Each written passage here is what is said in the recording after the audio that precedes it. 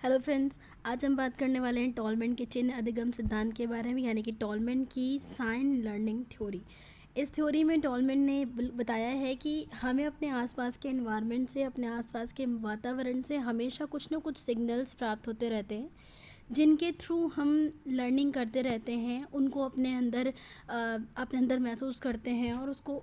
Continuously learning के process में apply करते रहते हैं, because learning is a continuous process. क्योंकि ये थ्योरी टॉलमैन ने दी थी, टॉलमैन का पूरा नाम था एडवर्ड चेस टॉलमैन, तो इसीलिए इस थ्योरी को टॉलमैन्स की साइन लर्निंग थ्योरी के रूप में जाना जाता है। टॉलमैन एक अमेरिकन साइकोलॉजिस्ट थे, यानी कि एक अमेरिकन मनोवैज्ञानिक थे। उन्होंने अपनी इस थ्योरी में सिग्नल या साइन के थ्रू लर्निंग किस तरह से करते हैं उसके बारे में बताया है। इन्होंने अपनी book purposive behaviour of animals and man, जो इन्होंने बुक लिखी है, उसमें इन्होंने इस थ्योरी का जो है कंसेप्ट दिया है, जहाँ से हम इसको पढ़ सकते हैं।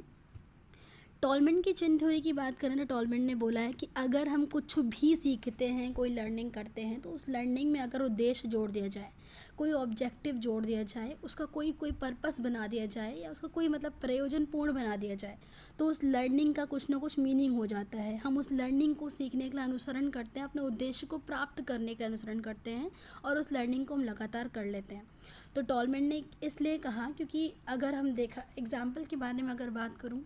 तो एक कुत्ते की बात करते हो। अगर कुत्ते को उसके मालिक ने सीटी बजाकर बुलाया या आवाज़ दी, तो कुत्ते को पता है कि उसे उस मालिक के पास जाने से उसको कुछ खाने को प्राप्त होगा,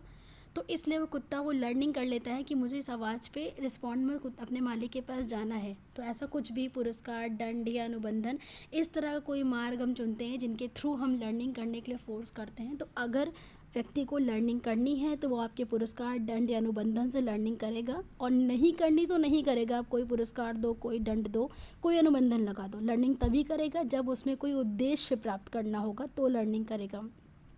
इसे कई अन्य नामों से जाना जाता है, जैसे कि अव्यक्त अधिगम सिद्धांत, प्रतीकात्मक सिद्धांत, चिन्ह पूर्णाकार सिद्धांत, ज्ञान का मानचित्र, संभावना सिद्धांत, संप्रयोजन व्यवहारवाद सिद्धांत, या उद्देश्यवाद संकेतवाद सिद्धांत। अव्यक्त मतलब जहाँ हम अपनी भावनाओं को व्यक्त नहीं करना चाहते हैं, तो उसे अव्यक्त बोलते हैं। जैसे कि अगर आपको फाइनल्स में अच्छा रिजल्ट लाना है, तो आप अपने डेली टेस्ट में अच्छा परफॉर्म नहीं करोगे, बिकॉज आपने स्ट्रैटेजीज़ को बाहर नहीं लाना चाहते हो, तो ये अव्यक्त अधिगम सिद्धांत कहलाता है। टॉलमैन ने इसके लिए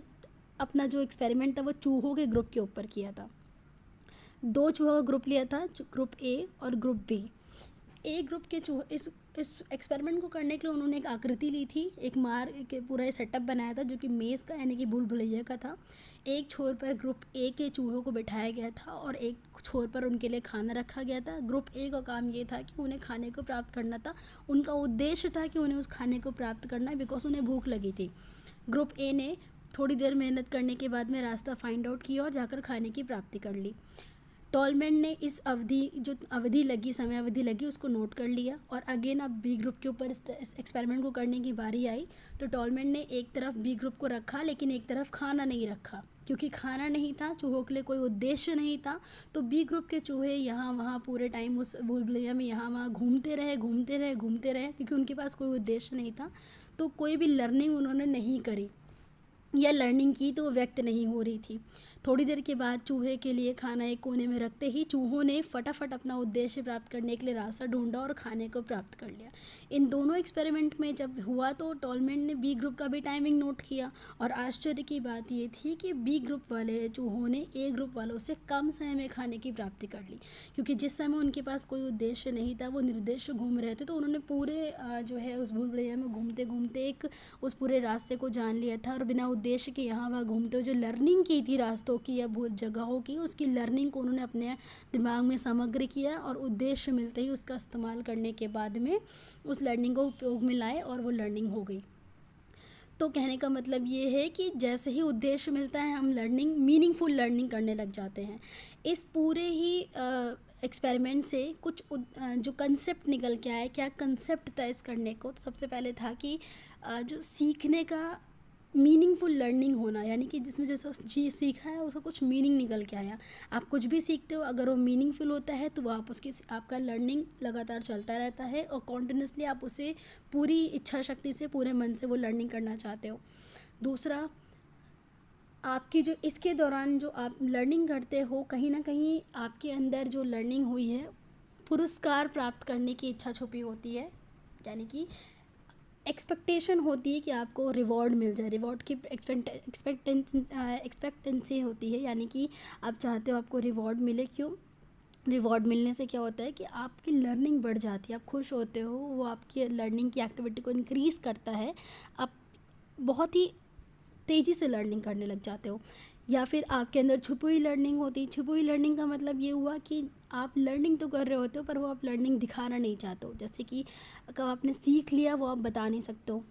जैसे कि जब बच्चा जो होता है वो अपने पापा के साथ में रोज़ डेली स्कूल जाता है, ठीक है, और एक दिन उसके पापा उसे स्कूल छोड़ने ना जाएं तो बच्चा अपने आप छुपी हुई लर्निंग जो उसने रास्ते की थी, उस रास्ते पर चल जाता है, कैसे उसे जाना है उसका इस्तेमाल करता है और अपने आप स्कूल पहुंच जाता है। तो ये थी इसकी छुपी हुई लर्निंग, यानी कि लेटेंट लर्निंग। उसके बाद स्थान बनाम अनुक्रिया, यानी कि अगर आपको सीखना होता है तो आप किसी निश्चित मार्ग का इस्तेमाल नहीं करते हो, आप सीखने के लिए किसी भी मार्ग को ढूंढ लेते हो, नए मार्ग को ढूंढ लेते हो कि आपको कैसे सीखना है, इस काम को करना है। तो अगर आपके पास रास्ते नहीं है तो आप नए रास्ते खोजने की कोशिश करते हो। एकीकृत करना, यानी कि अभी आपने देखा कि चूहों ने इतनी देर में जितना भी लर्निंग की थी, जब वो उनके पास कोई उद्देश्य नहीं था, वो यहाँ वहाँ घूम रहे थे, लगातार यहाँ वहाँ जा रहे थे, तो उस दौरान उन्होंने काफ़ी रास्तों को खोजा, कौन सा रास्ता कहाँ जाता है। तो जितनी भी उन्होंने इतनी देर में अपना सोचा होगा, एक माइंड मैप बना लिया होगा कि मुझे कैसे रास्ते में जाना है, तो उन सब का इस्तेमाल करते हुए चूहों को जैसे ही वहाँ सामने अपने स्टिमुलस मिला या ऑब्जेक्टिव मिला, खाने को प्राप्त करने का मौका मिला, तो सारे उन्होंने पर्पस को, अपनी सारी नॉलेज को इकट्ठा किया और उन एक ग्रुप से कम समय लेते हुए अपनी लर्निंग कर ली और रास्ते को पार करते हुए अपना खाना प्राप्त कर लिया। तो इस पूरे एक्सपेरिमेंट में हमें ये समझ में आता है कि किस तरह से अगर हम किसी लर्निंग का उद्देश्य दे दें तो वो लर्निंग कितनी आसान हो जाती है। शिक्षा के क्षेत्र में अगर बात करूं तो एक टीचर अगर क्लासरूम में पढ़ा रहा है और लगातार वो क्लासरूम में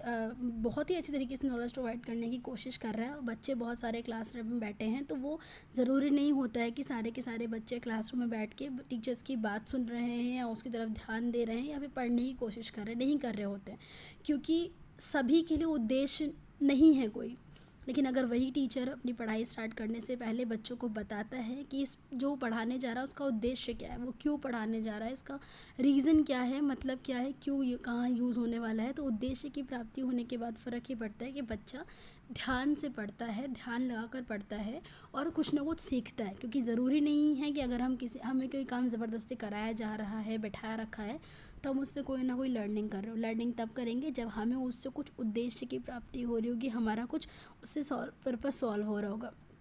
छोटा सा एग्जांपल दूंगी बोर्ड एग्ज़ाम्स का, कि अगर बोर्ड एग्ज़ाम बच्चों के होते हैं तो सारे के सारे बच्चे अपने बोर्ड एग्ज़ाम्स को लेकर बहुत ही ज़्यादा डेस्परेट नहीं होते, पढ़ाई को लेकर ओरिएंटेड नहीं होते। उनके पेरेंट्स उन्हें अलग अलग तरह के पुरस्कार देने की बात करते हैं कि अगर तुम पास हो गए तुम्हें साइकिल दे दी जाएगी, या फिर डराते हैं, दंड देने की बात करते हैं, अगर फेल हो गए तो तुम्हें बाहर भेज देंगे, या फिर तुम्हारी पॉकेट मनी बंद हो जाएगी, या फिर तुम्हें कहीं जाने नहीं देंगे, या फिर उन्हें कोई स्टिमुलस देते हैं कि हाँ मतलब पास होने पे ये कर देंगे वो कर देंगे। तो ऐसा करने पे क्या होता है कि तब भी ज़रूरी नहीं होता है कि बच्चा पढ़ाई करे, डिपेंड्स ऑन उसे पुरस्कार चाहिए नहीं चाहिए, उसे दंड से डर लग रहा है नहीं लग रहा है, तो वो फ्री होता है। लेकिन अगर उसने उद्देश्य बना लिया कि उसको अपने एग्ज़ाम में अच्छे मार्क्स लाने ही लाने हैं, उसे फर्स्ट डिवीज़न आना है, उसे 80% स्कोर करना है, ये उसका उद्देश्य बन जाए, तो वो बच्चा बिना किसी भी अलग से प्रलोभन दिए हुए, कोई अलग से स्टिमुलस प्रेजेंट किए हुए या कोई अलग से इम्प्लीमेंट किए हुए उस लर्निंग को करता है, सीखता है। जैसे कि अगर टीचर अपनी क्लास को इम्प्रेसिव बनाना चाहता है, सपोज बोर्ड के बच्चे की बात दोबारा करती हूँ, अगर टीचर नॉर्मली क्लास में आकर पढ़ाना शुरू करता है, एक्स्ट्रा क्लास लेता है, तो बच्चे में भी शायद बहुत ज़्यादा इंटरेस्टेड ना हो। लेकिन अगर टीचर ये बोल देता है कि आज की जो क्लास है वो मैं इसलिए लूँगा बिकॉज मैं आपको प्रीवियस ईयर के क्वेश्चन पेपर सॉल्व कराऊँगा, तो बच्चे बहुत ही ज़्यादा एक्साइटेड होकर उस क्लास को लेना पसंद करते हैं। इस वीडियो में लास्ट में एजुकेशन इम्प्लीकेशन भी दे रखी है, आप चाहें तो उसको आराम से पढ़ सकते हैं, वीडियो को पॉज करके पढ़ लीजिएगा। ये पूरी थ्योरी आपके लिए बहुत ही आगे बहुत ही काम आने वाली है एजुकेशन के इम्प्लीकेशन के लिए। अगर जो भी अगर आप एग्ज़ाम्स देते हैं, कॉम्पिटिटिव एग्ज़ाम देते हैं, तो उसमें भी इसमें बहुत सारे क्वेश्चंस पूछे जाते हैं जो कि आप इसमें समझ सकते हैं। अगेन बता दूं कि टॉलमैन की sign learning theory Edward Chase Tolman ने दी थी, इसीलिए इसको टॉलमैन्स की चिन्ह अधिगम थ्योरी या फिर टॉलमैन का साइन लर्निंग सिद्धांत बोला जाता है। उम्मीद करती हूँ कि आपको इस वीडियो में अच्छा लगा होगा, उम्मीद आपको समझ में आ गया होगा। इफ़ इन केस कोई प्रॉब्लम होती तो आप मुझसे पूछ सकते हैं। Thank you so much.